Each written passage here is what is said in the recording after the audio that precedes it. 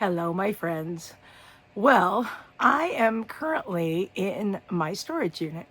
This is where I process everything that I find from my eBay and Etsy stores and photograph them and then store them as inventory. Not all the inventory lives here, but a lot of it does. So I thought I might introduce you to where I'm doing this because I want to bring you along a little bit on this journey to becoming a reseller.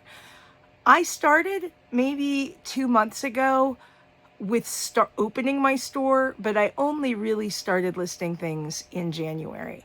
It's currently the mid of February, and so I've been at this for, we could say, a month to 6 weeks. I did list a couple things in December and even had one sale at the end of the month, so we'll count that for sure. But, a lot of people say, oh yeah, I think it would be interesting to be a reseller or to, does it work? I don't know. I watch a lot of great YouTubers who are very down to earth and very honest about the challenges of reselling. There are a few things about reselling that really are attractive to me. You guys know that I got into it because I love finding vintage linens. And maybe I'll show you a little bit of the vintage linens that are currently sharing space with me here in the storage unit. But I started finding all the other cool vintage and antique things. And of course, now I have a couple of antique booths, and I love shopping and curating collections and being able to set them up in my booth. But then, of course, as we went along, it was like, well, it would be great to have a bigger audience for this stuff. So that's where the eBay and Etsy thoughts came in. I was actually at Thanksgiving at my parents' out in California when I first started kind of photographing a few little things to put in my Etsy store. And it was after that, almost to Christmas, when I started my eBay store. So it's been a process. I wanted to share with you today a setup that I just finished. I've been photographing everything in here, and I have a blanket set up on one rack that I can photograph things hanging in front of, but I knew I needed a little bit different setup for the other things. So I'm going to show you that, at least with a photo, in a moment. I like how it's all coming together. The key that I'm discovering is that resellers, if you want to do it well, your part of it is consistency and having systems in place. And the system I have here in my storage unit is I bring in my inventory. You can see some of it behind me. This is all unphotographed, unprocessed. After it's here, I'll pull a piece, I'll photograph it. I'm not researching it, looking anything up or anything like that. I do a minimal amount of research while I'm outsourcing to make sure that it meets my criteria for something I want to pick up. But that's it. I don't have really great cell phone reception in here, and so I can text, but I can't do a lot of heavy internet searches while I'm in my storage unit. And so because of that, it means that I'm not tempted to do a bunch of research while I'm here. So I'm going to photograph the item, put it in its plastic bag, number it, and then stick it in the box of inventory. Some things need to keep hanging. I put a bag over that and I leave it hanging. So that's my rhythm here when I'm in this storage unit. Now, the other thing is, I am a marathoning kind of person, go big or go home. But one of the lessons I'm learning, one thing Scott is teaching me right now, is that you do not have to push yourself to burning out every time you do something. It's not the best way to live, right? So when I come in here, even if I photograph 3 things, 5 things, 10 things if I'm here for quite a while, that's enough. And then I could go home and research them and upload them. So I'm learning also, I think, having this space be separate from my home. I come here, I do what I need to do, and then I go. And yes, I'm still working at home often, but it's just different. So anyway, I'm kind of breaking up the different parts of what I do. All right, I'm going to show you my new setup, and then maybe I'll share the couple of first sales that I've had, because that's pretty exciting. Okay, so check this out. Okay, this is stop number 1 for my inventory. If it's a dress or a coat or something, I generally hang it up. Longer things I hang up. And then behind here, I have some pants, things like that. I have some hats up here that are very cool. And then this is the blanket where I have just a hanger.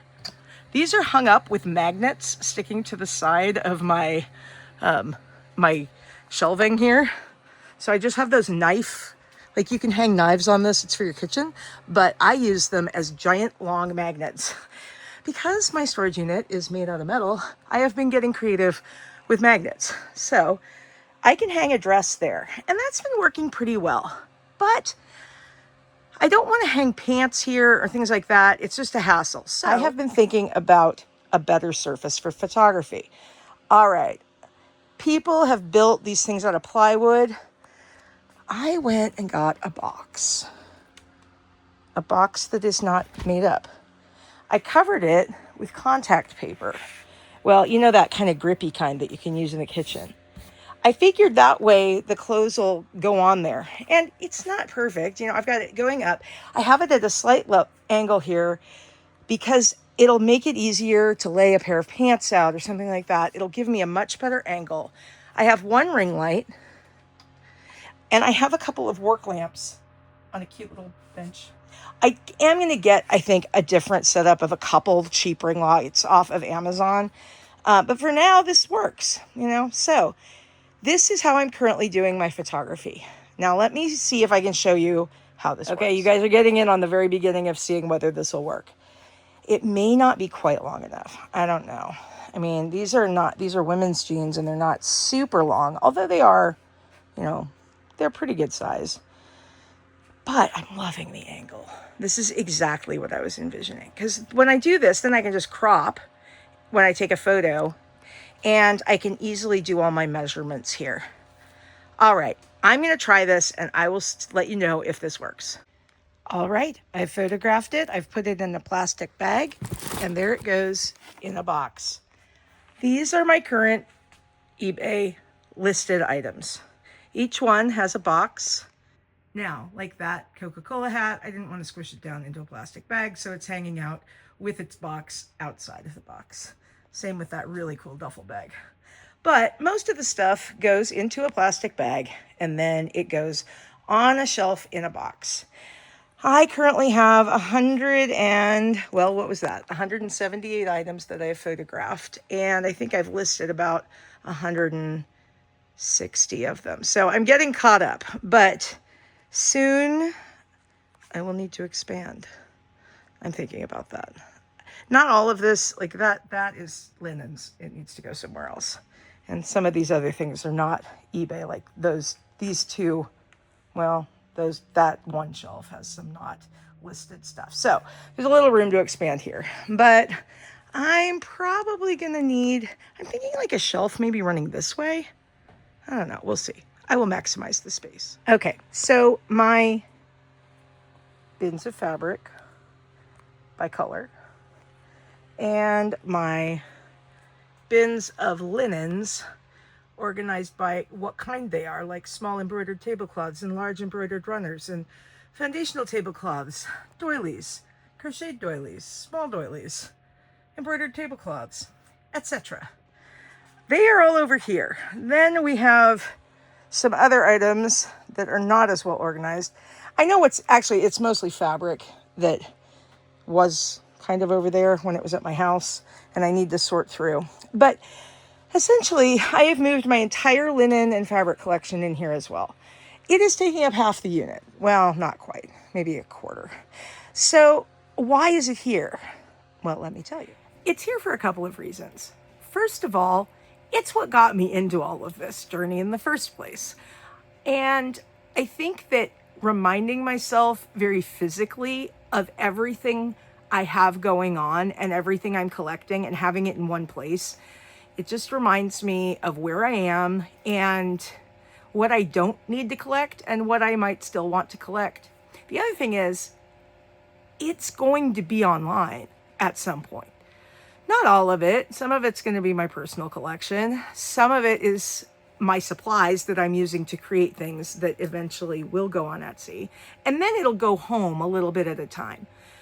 But first of all, I work better when I have kind of a curated sample of things to work with. And I'm still working on that, like having at home be a smaller amount of things, and moving this out was a huge step.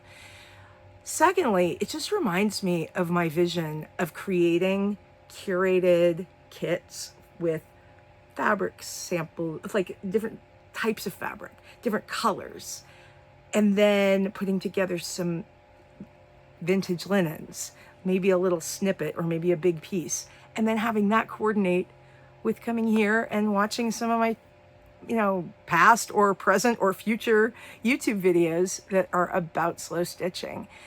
That's still a part of my vision. I've gotten into this because I'm trying to create, an income out of reselling. And I know it's going to take a while, but I haven't let go of the idea of continuing to build a community of other people, whether they're resellers or not, who appreciate secondhand things and want to maybe rescue some vintage linens from an estate sale, or see the value in picking up some fabric that someone's getting rid of on Facebook Marketplace and making it into something beautiful.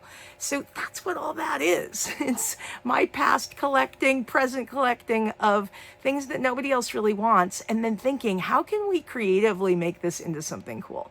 So whether I'm selling vintage or even new, but secondhand clothes online, or whether I'm putting together a curated collection of fabrics for you to use in a slow stitching project, it's all kind of the same thing.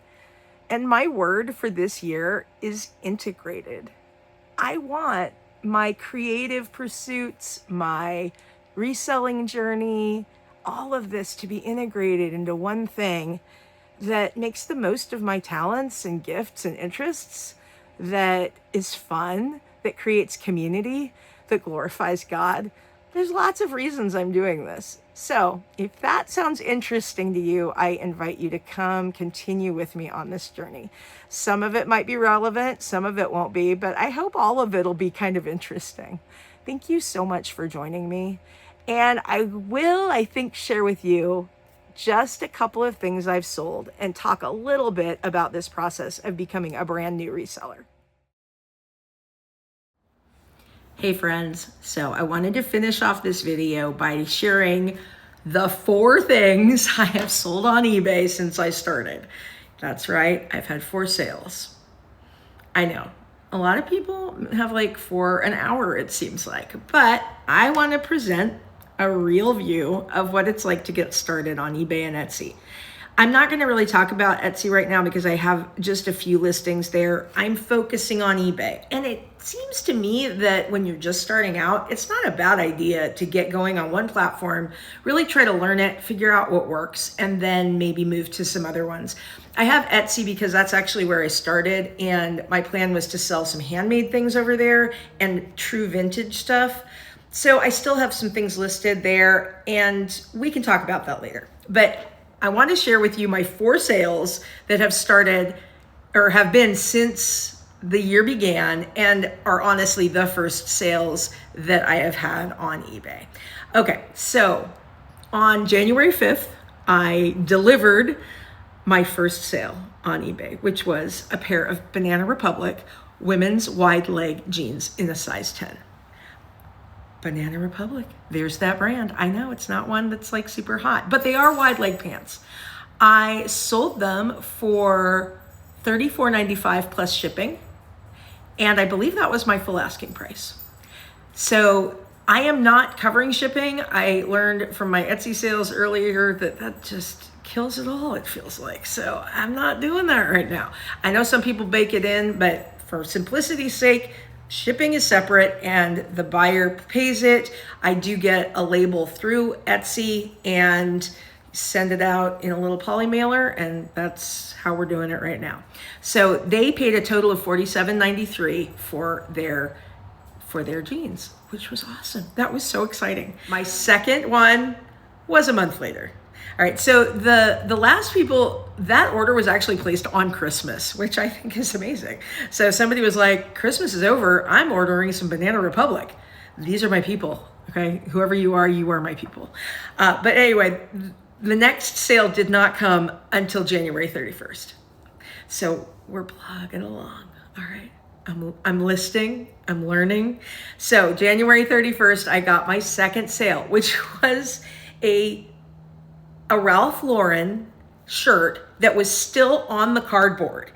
And it didn't, like, it looked like it was, a couple years old probably, but it was just a basic white dress shirt, men's dress shirt, size 16.5, a 34, 35 white button-down classic shirt. It sold for $25.50, which I think was maybe on an offer of 10% off, something like that. So they paid a total with shipping of $34.25. And that one was so easy to ship because it was already in a package, already on cardboard, and I just slipped it into a mailer. And that one went sale February 10th, okay? We have had a slow start, but I am taking heart, because one thing I am learning is, whenever you look at the sold data, it's 90 days, right? That's 3 months. So I figure going in, all the data I've got is based on things selling within 3 months. If it sells before the 3-month window, then I've got to consider I'm doing okay. So we're going to go with that. I loved this sale. February 10th, somebody ordered my tap out black bomber jacket. It was totally California streetwear. It just had that kind of Y2K vibe. It was a men's size large, and that one sold for $45. And with shipping, it was $59.77. So I sent that out. It got delivered on the 17th, and so far so good. And then my last one I shipped today. I got this order on February 16th. I forgot it was President's Day yesterday. I went to the post office and I was like, where is everyone? Okay, so anyway, sent it out today, and it is off on its way to, where is it going? I forget. It doesn't show me on here. But these were Tempo Paris gray washed jogger pants, size large. And they had this really cool metallic side thing on the side. So I liked them. They were nice looking. So those are off. Those sold. I had them priced at, I think, $38. They offered me an offer of $30, which was a 21% off of what I was asking. Totally fine with that. Off it went. They paid a total of $40, including shipping. And so I think that actually the shipping, because I got the discount through eBay's, doing their little QR code, I think that actually came out in my favor. So that is off today. All right. So those are my 4 very exciting sales. And it is exciting because I do believe this is going to work. If you have been doing this longer than like 2 months, please chime in and tell me, yeah, this is going to work. I hit 100 listings at the end of January. I am now at 210 listings. So in the last 2 weeks, I've done 110 listings. And I've already photographed about 260 items. Now, it's not going to be totally equal, because sometimes I'll photograph something, but then when I look it up after, it's going to fit better in my antique booth or somewhere else, so I don't end up listing it. You've seen my setup, so you know that I'm looking at the inventory and photographing it. I'm just going to tell you, that has really helped me to move along, because I used to go down a rabbit hole of researching when I was in the middle of photographing, and I wasn't getting it done. Right now, what I'm doing is I just go in my storage unit and I photograph everything I can. I put it in a poly mailer and I label it with the inventory number and I put it aside. Then when I come home, I process all my photos and I upload them. I upload the listings using ChatGPT to write the listing, and then I upload those and edit them on eBay. It has really helped my workflow. I'm very curious as to what you do. So if you want to share down in the comments, I'd love to hear, because I am learning and learning. And I spend almost all the time when I am processing my stuff and I'm listening to, or I'm doing the photography, I'm listening to a whole bunch of different resellers. It's been good because I feel like I'm learning a lot. Anyway, I welcome the things that you have learned, and you can share them down below. Thank you so much for coming to my video sharing what I'm learning as a brand new eBay reseller. I welcome the advice and the things that you all have learned. And I hope that you will join me on this journey. If you'll subscribe, then you can follow along. I'm not going to be posting a million videos. I'm just trying to list my little heart out. But I will be sharing from time to time, so I hope you will join me. Thank you for coming, and I hope to see you soon. Bye for now.